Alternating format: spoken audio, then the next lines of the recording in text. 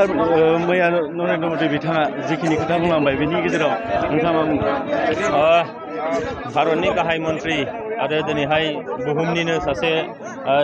दैदेनगिरि बिथां नरेन्द्र मोदी बिथाङा जोंनि गिबि बड'लेण्ड महोत्सव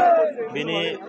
बेयाव बिथाङा फैदोंमोन आरो फैनानै बिथाङा जेफोर बाथ्राफोर बुंलांबाय बे बाथ्राया थारैनो जोंनि थाखाय मोनसे थुलुंगाथाव आरो बिथाङा जिथु बर' हारिनि थामोनथा सिनायथि रैखाथिनि थाखाय जोंनि जायफोर दाबिफोर दङ बे दाबिफोरखौ बिथाङा माइनरिटि नोजोर होगोन आरो बर' हारिया जाहाथे